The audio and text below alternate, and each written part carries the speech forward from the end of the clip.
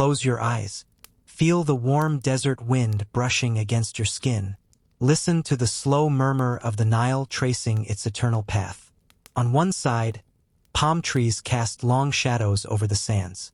On the other, the ruins of temples and tombs seem to whisper forgotten stories. It is here, between the life that flows and the death that endures, that one of the longest-lasting civilizations in human history was born: ancient Egypt. For over 3,000 years, Egypt stood as a land of unyielding power, an ideological and spiritual machine designed to outlive flesh, to transcend time itself. Its political structure did not arise by accident. It was born from a relentless need for order, for stability, for transcendence in a world constantly threatened by chaos, by droughts, invasions, famines. The Egyptians found comfort in the repetition of the natural cycle, and in the figure of the pharaoh, protector and living reflection of cosmic balance. The Nile was not just a river, it was a sacred artery. Its regular floods allowed for abundant harvests, but its unpredictability demanded a leadership capable of foreseeing, of controlling, and above all, of reassuring. From this necessity was born an unprecedented idea: the king as a god, not merely a ruler, but the embodiment of universal order. Yet, before reaching that level of divine centralization, Egypt had been a fragmented land. Dozens of small kingdoms, or nomes, lined the banks of the Nile, each with its own chief, its own totemic animal, its own distinct identity. It was through a slow and complex unification process, culminating in the reign of the mythical King Narmer, that Egypt was consolidated into a single body. The south and the north, Upper and Lower Egypt, merged under a single crown, the double crown of the pharaoh. From that point on, the Egyptian state began to take shape as a network of sacred relationships. Politics was subordinated to theology. Justice was interpreted through the principle of Ma'at, the divine order that the pharaoh was bound to maintain. Everything from taxation to warfare had a religious dimension, but this ideal was supported by something very real: bureaucracy, army, agriculture, taxation. The pyramids were not built by magic, but by organized labor. Their splendor was not a coincidence. It was politics. And although history tends to display only the brilliance of temples and the grandeur of tombs, there were shadows as well: devastating droughts, throne conflicts, looting, foreign invasions, and internal betrayals. The image of the pharaoh as a god did not prevent decadence, but it disguised it, at least for centuries. This is the Egypt we are going to explore, not the one from schoolbooks, nor the Hollywood cliché, but the Egypt of power, of control, of strategies and collapse. We will delve into the inner workings of the empire, the relationship between the king and the gods, the machinery that held millions under a shared vision of the world. Because only by understanding how power was built can we understand how it fell. Welcome to the sands of history. The journey has just begun. For the ancient Egyptians, life was but a preparation for eternity. Everything had its place, its order, its reason. And at the center of that perfect universe stood the pharaoh, a figure that transcended the earthly, the living bridge between gods and men. But how was this unique figure born? What historical and symbolic processes gave rise to the pharaoh as we know them? Before the glorious days of the Old Kingdom, Egypt was not a unified nation, but rather a mosaic of small communities scattered along the Nile. These groups, called nomes, were politically and economically independent units, each with its own tutelary deity, its sacred animal, its own local system of authority. While they coexisted, they also competed for resources, territory, prestige. As centuries passed, the interactions between these nomes grew more complex. The need for cooperation and eventually for control led to a progressive consolidation of power. First, two great regions emerged: Upper Egypt in the south and Lower Egypt in the north. Then, around 3100 before Christ, the definitive unification occurred under King Narmer, whose name appears on one of the most important relics of early Egyptian art, the Narmer palette. This event was not just military or administrative. It was deeply symbolic and ritualistic. The pharaoh was no longer just a chieftain. He became the lord of the two lands, a figure that synthesized the duality of the country, the chaos of the delta and the purity of Upper Egypt, the red and the white, the drought and the abundance. From the very beginning, the pharaoh was conceived as a sacred being. He was not merely a man who spoke to the gods. He was a god himself. According to belief, the pharaoh was the direct son of Ra, the sun god, and the living incarnation of Horus, the celestial falcon. Upon death, he would become Osiris, the king of the underworld. This sacred cycle reinforced the continuity of power and the legitimacy of his dynasty. Yet beyond myth, the pharaoh was also a very active political figure. He controlled the state's lands, appointed governors, led military campaigns, supervised temples, and, critically, served as the central hub of economic redistribution. Egyptian agriculture, dependent on the annual flooding of the Nile, demanded precise and powerful administration. Royal granaries, population censuses, hydraulic works, all passed through the hand of the pharaoh or his viziers and scribes. This machinery required thousands of specialized individuals.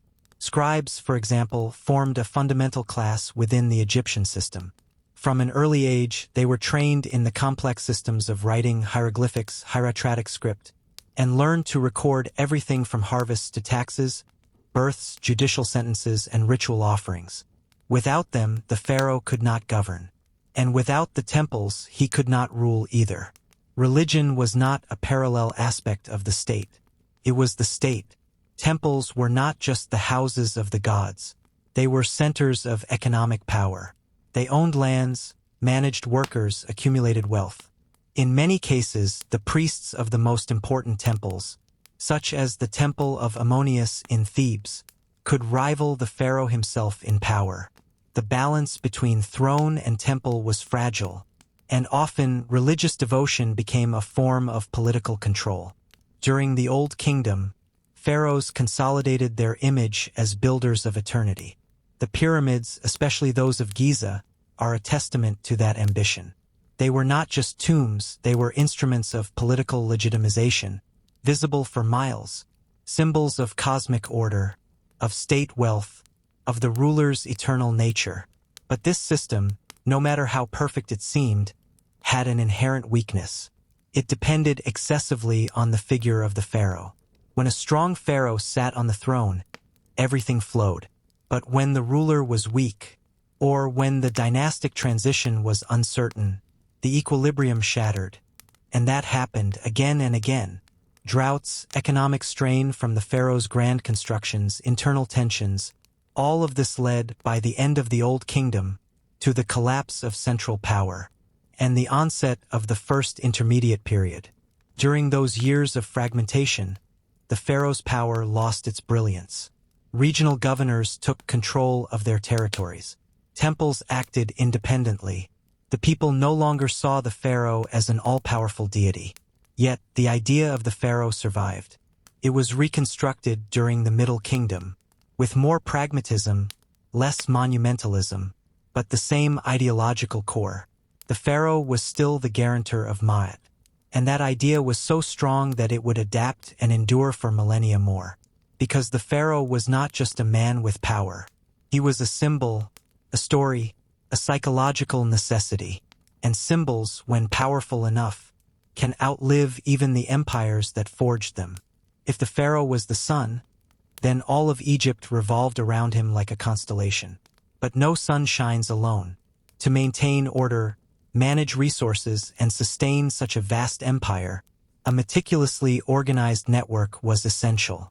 The political and religious structure of ancient Egypt was a complex machine, designed to uphold a single ideal, that the universe remained in balance. The Egyptian state was, above all, centralized, but it was far from monolithic. It was divided into levels, functions, territories, and hierarchies that interacted with one another, all under a common idea, the pharaoh as the center of cosmic order. At the summit of this structure stood the pharaoh.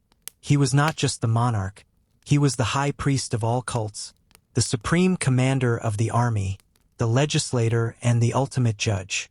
Every decision, from the construction of a canal to the selection of which god to venerate in a particular region, required his approval.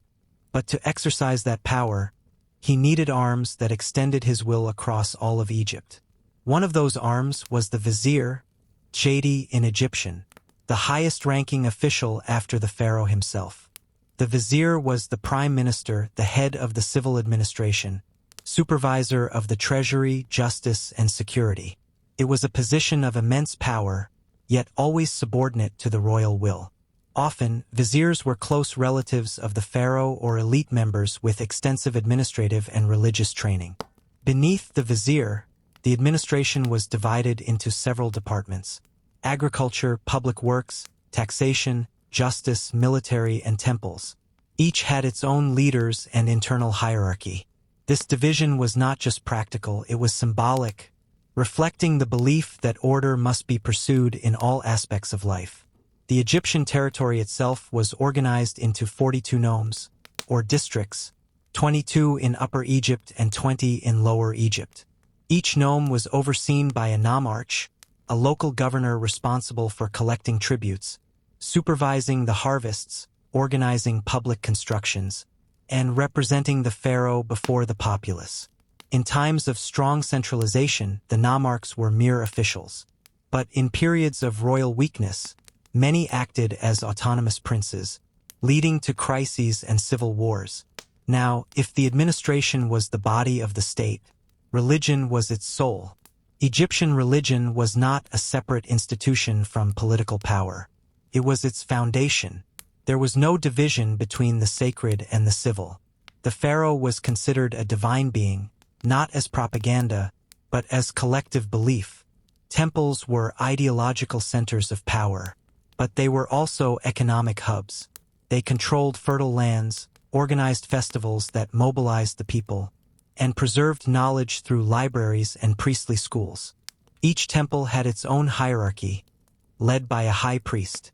This figure did not merely oversee rituals. They managed staff, storerooms, offerings, and tributes. The temples of Ammonius in Thebes, Ra in Heliopolis, Horus in Edfu, and Ptah in Memphis held such enormous influence that, at times, they could challenge the power of the pharaoh himself. For instance, during the New Kingdom, the clergy of Ammonius became so wealthy that many pharaohs had to negotiate or confront them to maintain their authority. In the extreme case of Akhenaten, the pharaoh attempted to dismantle this system by imposing the exclusive worship of Aten, sparking a religious and political crisis that nearly tore the country apart. Religion also served as a means of cohesion. Grand processions, festivals like the Opet Festival or the Festival of the Valley, were public events that reinforced the bond between the people, the pharaoh, and the gods. These were mass rituals reaffirming order, and in such ceremonies, the pharaoh appeared as the guarantor of universal balance. Moreover, Egyptian law was not a written code like in other civilizations. It was based on Ma'at, the principle of truth, justice, and harmony. The pharaoh was the supreme interpreter of Ma'at. Though he delegated judgments to local judges, it was always understood that he was the source of all justice. This structure allowed Egypt to survive for centuries. Yet it had an undeniable weakness. It relied too heavily on the person of the pharaoh. A poor ruler could destabilize the entire system. And when the administrative apparatus became overly bureaucratic, or when temples grew more powerful than the crown, the model began to falter. Thus, Egypt walked a fine line between order and chaos, a civilization that built temples like cosmic clocks, that ruled with quills and papyrus, but whose stability always hung on the favor of the gods and the skill of men. In the Egyptian imagination, the pharaoh was not merely a politician or a general. He was the child of the sky, the axis connecting the divine and the earthly. His very existence justified the order of the seasons, the flow of the Nile, the path of the sun. Through him, the gods spoke. Because of him, Ma'at remained alive. His role was not just to wield power, it was to embody a cosmic ideal. This ideal began from birth. From childhood, the future pharaoh was educated as if he were already sacred. He was trained not only in politics and administration, but also in rituals, astronomy, theology, and warfare. He was expected to be a sage, a priest, and a warrior all in one. His education was secretive, his movements ritualized. Every gesture, every word carried symbolic weight. The coronation of the pharaoh was one of the most important events in the state. It was not merely a simple investiture, but a ritual transformation. Through a series of ceremonies, the king became the living Horus, protector of Egypt. From that moment on, he was no longer just another man. He was Nisubit, the one who belongs to the reed and the bee, symbols of Upper and Lower Egypt. The royal titles were extensive and filled with meaning. They included the Horus name, the Neti name, the two ladies, the golden Horus name, the throne name, and the birth name. Each connected the king to an aspect of the cosmos or tradition. These names were not mere embellishments. They were magical formulas that ensured his power in this world and the next. In official representations, the pharaoh was always depicted larger than everyone else, even larger than the gods themselves. His body was youthful, idealized, symmetrical. Iconography showed him defeating enemies with a single hand, or receiving life directly from the god Ra. Reality didn't matter. The image of the pharaoh had to be perfect, unquestionable, eternal. But the pharaoh did not govern solely from his throne. He was expected to participate in daily rituals within the temples. Every morning, he was meant to awaken the gods, offering incense, food, and reciting prayers. Though these rituals were physically performed by priests, it was believed that the pharaoh conducted them spiritually. If they were neglected, the cosmic balance could be broken.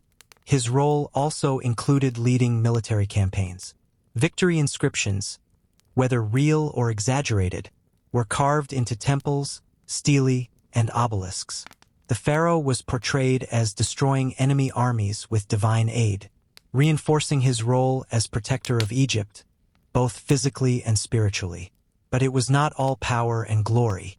The pharaoh was also obligated to build. Every temple, every tomb, every dam was a political act. Building a temple to Ammonius or Ra was not just an act of faith. It was a way to consolidate power over a region. Public works generated employment, organized the people, and reinforced the pharaoh's image as provider. In death, his symbolism did not fade. It intensified.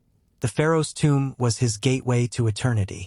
From the pyramids to the rock-cut tombs in the Valley of the Kings, these structures were stone books, covered in hymns, magical formulas, and maps of the afterlife. The pharaoh had to pass trials, face demons, and be reborn as Osiris. His resurrection guaranteed the continuation of life on earth. His soul, or Ba, was to ascend to the sky and join the gods, but also return each night to visit his tomb. That is why offerings of food, incense, and daily rituals were maintained even centuries after his death. The pharaoh was, in summary, a living idea, a synthesis of human power, religious duty, and eternal projection. His existence was the reason the world continued to function. His image was everything. Even when real power fragmented, the illusion of the pharaoh endured.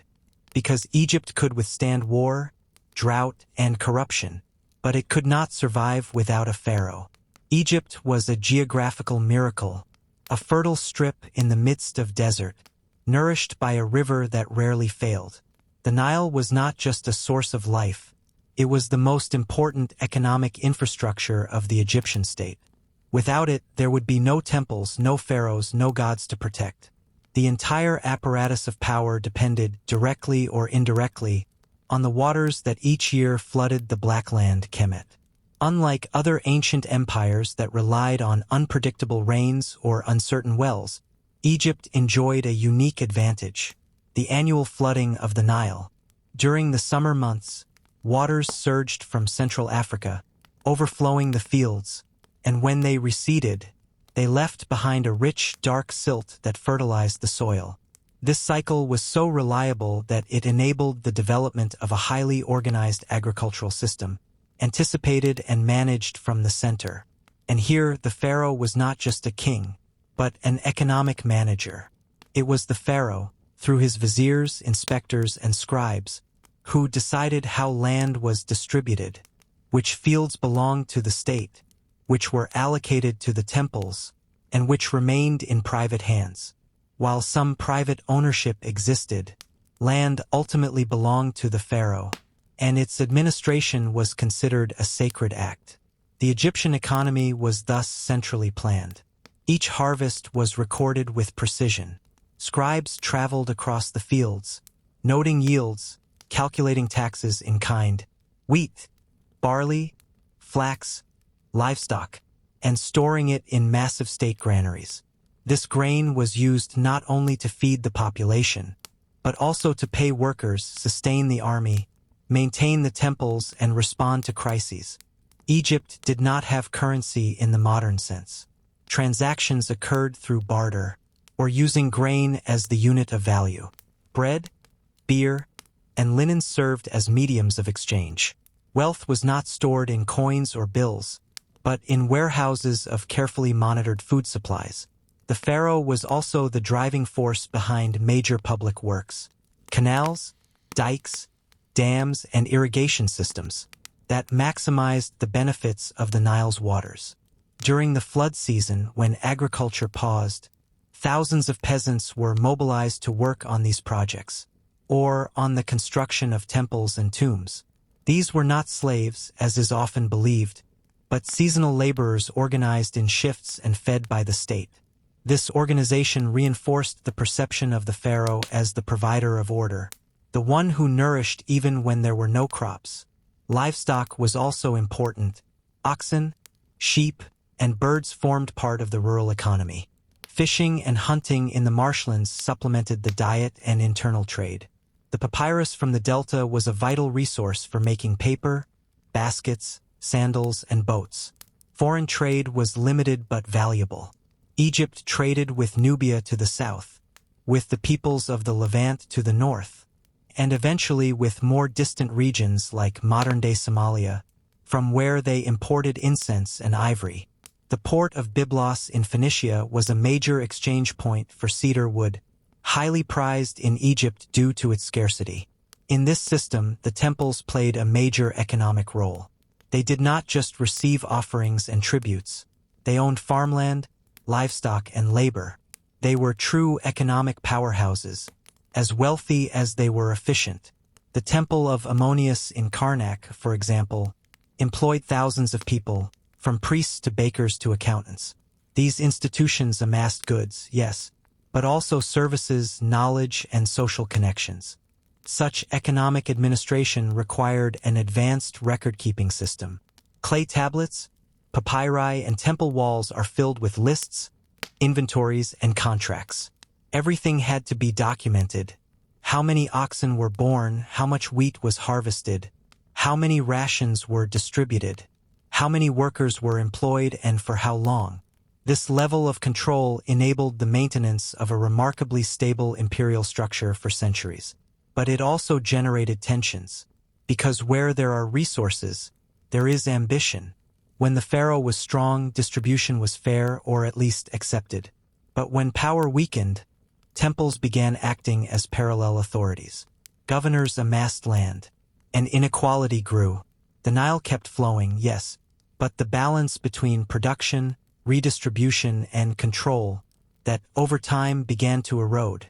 To govern an empire, swords and taxes alone are not enough. Something deeper is needed, a narrative, a myth that justifies everything. In Egypt's case, that myth was the pharaoh, and his power was not sustained solely by administration, but by symbols, art, ritual, and relentless repetition. Propaganda is not a modern invention. The ancient Egyptians already understood that ideological control was as vital as military control. The image of the pharaoh was carefully constructed, repeatedly displayed, and widely disseminated through every available medium. Reliefs, statues, papyri, public rituals, literature, and even architecture.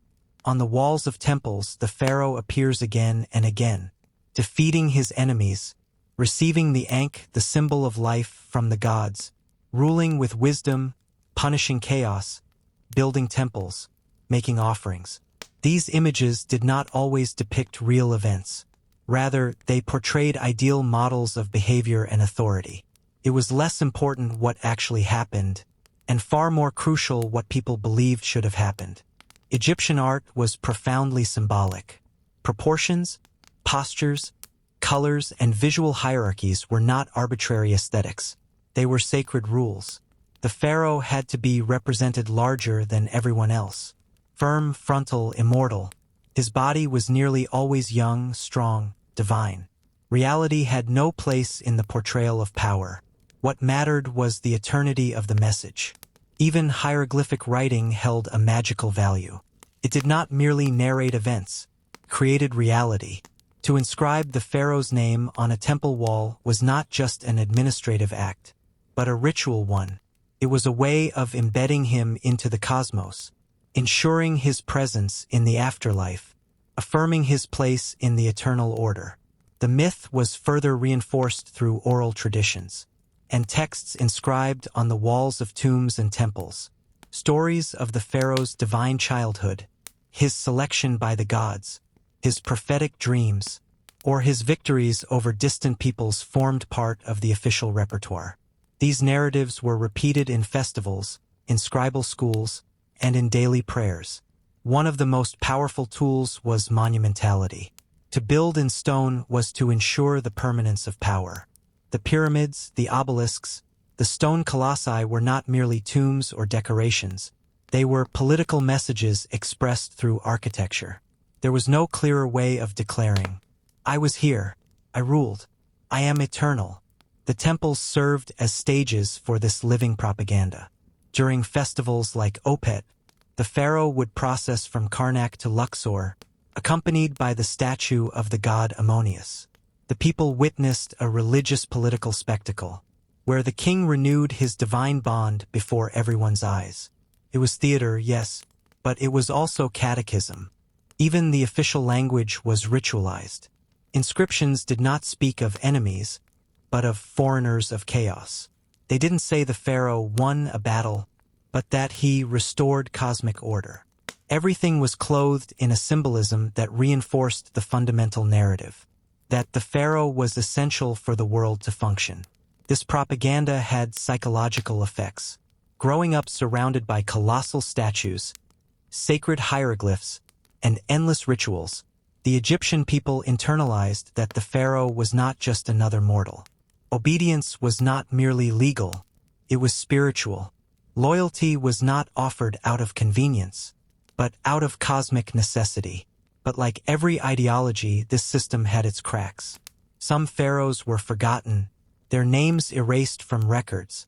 Others tried to change the official narrative, like Akhenaten, but their reforms were reversed after their deaths. Because Egypt did not need individuals. It needed symbols. And the strongest symbol of all was the image of the pharaoh. So strong that thousands of years later, we still speak of him, not for his humanity, but for the power of his myth. Every empire that seems eternal is, in truth, only waiting for its moment of fracture. And Egypt, despite its longevity and splendor, was no exception. The image of the pharaoh as the guarantor of cosmic order rested on a delicate balance: administrative centralization, religious legitimacy, and economic control. But that balance was fragile, not only because of external enemies, but, above all, because of the internal erosion of the system itself. By the end of the Old Kingdom, around 2181 before Christ, the power of the pharaoh began to erode.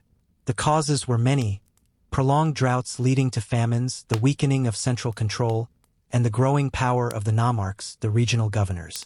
These officials ceased to be mere royal functionaries and began acting like feudal lords. In their territories, they ruled, not the throne. This period, known as the First Intermediate Period, plunged Egypt into fragmentation. Several rulers proclaimed themselves pharaohs simultaneously, yet their authority extended little beyond their local regions. Propaganda faded. Temples survived by their own means, and the people no longer saw the pharaoh as invincible, but as just another player on a chaotic board. Restoration arrived with the Middle Kingdom, a time of re-centralization under strong dynasties like the 11th and 12th. The pharaohs of this era had learned the lesson. Fewer monumental pyramids, more administrative efficiency. They reorganized the nomoi, reformed the judicial system, and restored religious authority. The figure of the pharaoh shone once again, but never with the same mystical aura as in the Old Kingdom. Yet the most dangerous enemy had yet to arrive. During the Second Intermediate Period, Egypt experienced something new and deeply humiliating: conquest by foreign peoples. The Hyksos, a group of likely Semitic origin from Canaan, settled in the Nile Delta and gradually took control of the region. With superior technology, such as horse-drawn chariots, they captured avarice and declared themselves kings. This episode profoundly destabilized the Egyptian worldview. That a foreigner could proclaim himself pharaoh was more than a military problem. It was an existential crisis. What did the pharaoh truly mean if anyone could claim the title? Where was the divine link, the connection to Mot, to tradition? The expulsion of the Hyksos, led by figures like Seqenenretau and Amos I, marked the beginning of the New Kingdom, the most expansive and militarized phase of pharaonic Egypt. Pharaohs such as Thutmose III, Seti I, and Ramses II became conquerors. Egypt extended its reach into Canaan, Syria, and Nubia. Military campaigns became frequent, and the spoils, gold, slaves, animals, exotic products, flowed into the temples and the royal treasury. Yet territorial expansion brought new tensions. Campaigns needed funding. Temples, particularly that of Ammonius at Thebes, received enormous donations, making them almost as powerful as the crown itself. The clergy of Ammonius accumulated land, laborers, and wealth. Many pharaohs were born from this very priestly milieu. Political and religious power became intertwined, and when that happens, balance rarely endures. The most radical case was that of Akhenaten, who, in an attempt to break the power of Ammonius clergy, implemented an unprecedented religious reform: the monotheistic worship of Aten, the solar disk. Akhenaten closed temples, moved the capital to Amarna, and banned the worship of other gods. It was a political revolution disguised as theological reform. But his endeavor was a spectacular failure. After his death, the old cults were restored, and his memory was systematically erased. Despite this restoration, the symbolic authority of the pharaoh was deeply damaged. He was no longer untouchable. He could be corrected, even condemned to oblivion. By the end of the New Kingdom, the pressure from the Sea Peoples, the collapse of trade routes, internal struggles, and administrative corruption once again fragmented Egypt's power. Thus began the Third Intermediate Period, during which Egypt was ruled by Libyan, Nubian, and eventually Persian pharaohs. Each adopted the symbols of pharaonic power, but without the soul of the original system. This marked the true twilight. The pharaoh still existed, yes. His name continued to be carved in stone. But his profound meaning, his connection to the gods, to the land, to the people, had been diluted. The throne still stood, but it no longer held up the sky. Every mythical tale has a twilight. For ancient Egypt, that twilight was long, painful, and full of contradictions, because the symbol of the pharaoh resisted dying. Even when real power faded, his image remained carved on the walls. Even when others ruled, they did so under the guise of the old order. During the late period, Egypt was no longer the imposing power it once had been. Yet it experienced brief renaissances. Pharaohs like Psamtik I and Necho II tried to restore greatness by reviving monumental architecture, reorganizing the army, and even opening Egypt to Mediterranean trade. But these were isolated attempts. The world had changed. Emerging powers, Babylonians, Persians, Greeks, were redefining the global balance. In 525 before Christ, Egypt fell under the rule of the Persian Empire. Cambyses II, king of Persia, proclaimed himself pharaoh, and although he adopted Egyptian rituals, his rule was seen as distant and foreign. From then on, Egypt entered a cyclical dynamic of foreign conquests. Persians, then brief local kings, then Persians again, until the definitive arrival of the Greeks with Alexander the Great in 332 before Christ. Alexander, however, knew how to read history. Upon conquering Egypt, he respected its symbols, visited the oracle of Ammonius at Siwa, and proclaimed himself legitimate pharaoh. His gesture was not only political. It was a reverence to a system that, although in ruins, still held emotional power. After his death, his general Ptolemy founded the Ptolemaic dynasty, which ruled Egypt for almost 300 years. These kings were Greek, spoke Greek, but adopted the titles, rituals, and symbolic apparatus of the pharaoh.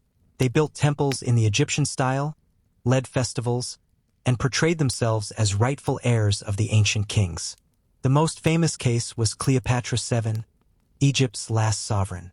Although of Greek descent, she learned Egyptian, presented herself as the reincarnation of Isis, and skillfully combined politics, seduction, and religion to resist Roman domination.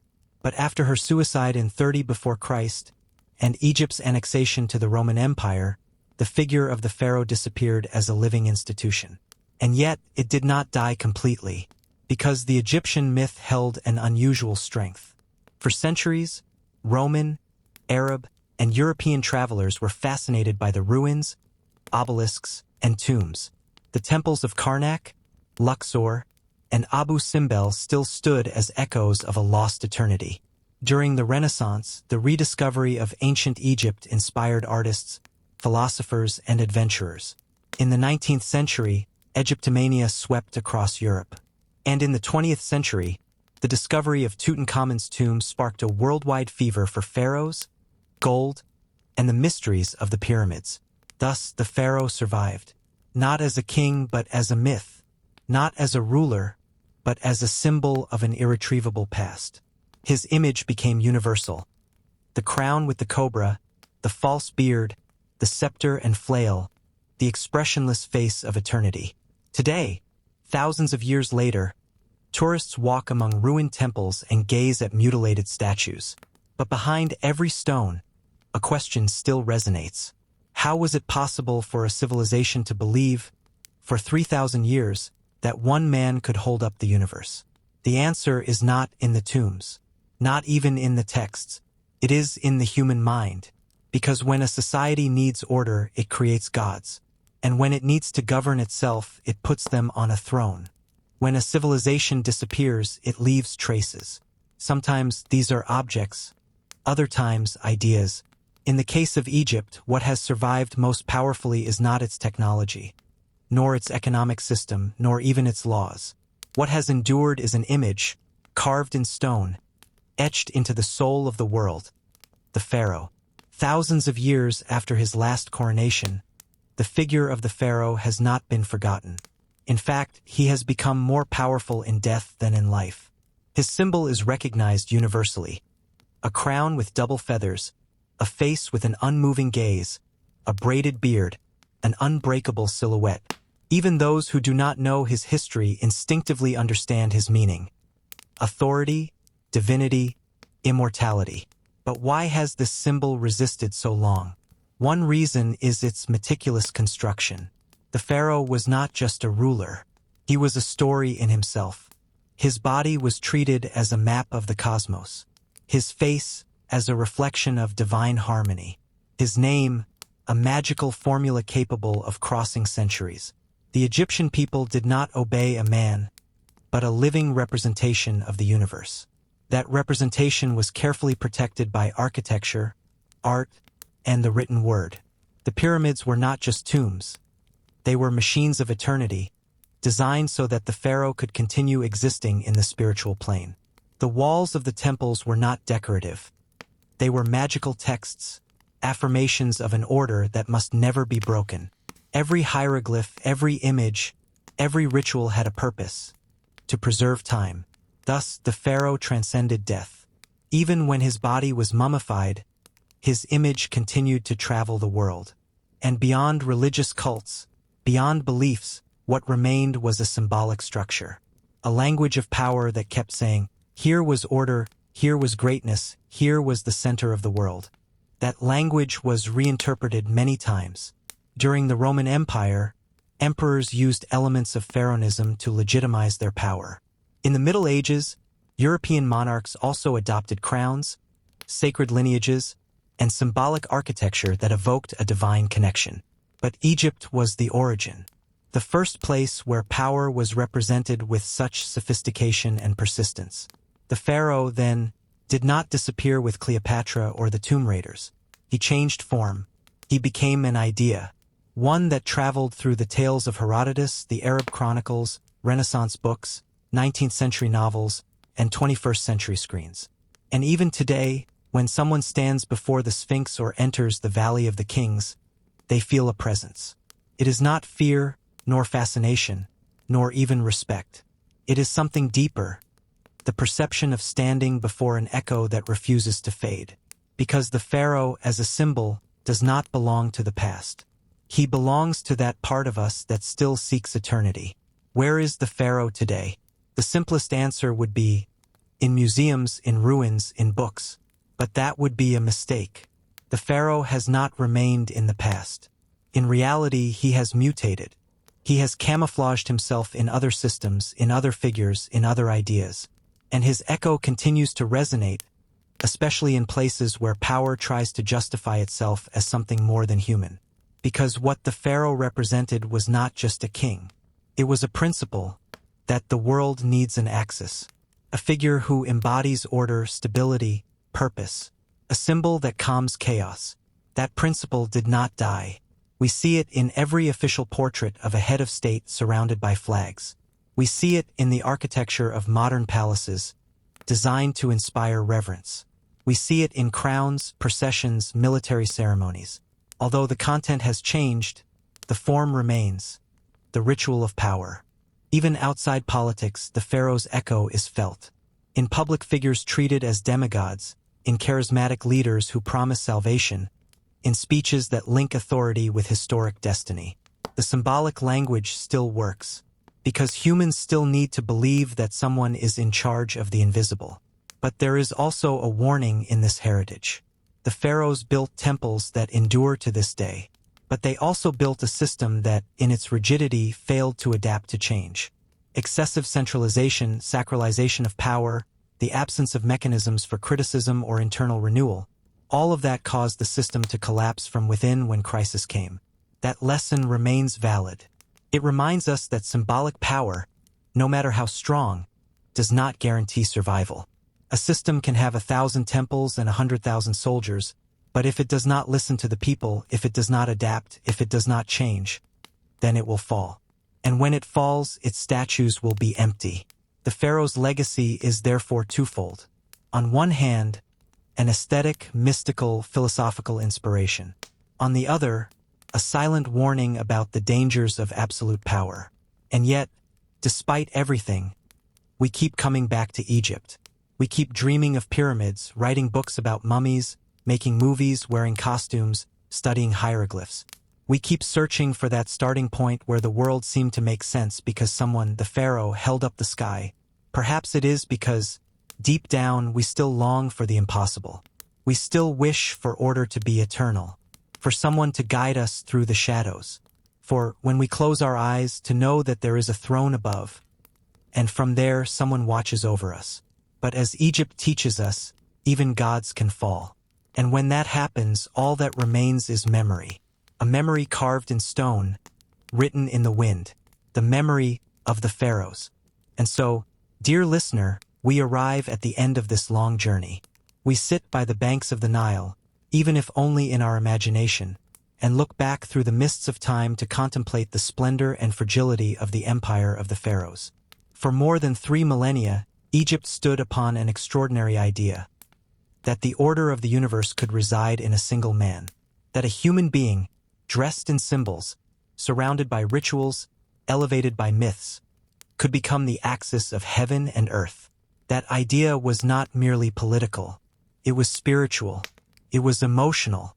It was a response to the chaos we all have felt at some point within ourselves. And while the Nile's floodwaters arrived punctually every year, that illusion seemed true. The fields flourished, the temples shone under the sun, and the world made sense. The pharaoh was there, firm, eternal, as if nothing could bring him down. But time is patient, and history relentless. We learned that symbols are strong, but not eternal. That even the tallest temples can be emptied. That even he who proclaims himself the son of the sun can be lost in the shadows. Egypt fell not because it forgot how to build, but because it forgot how to change.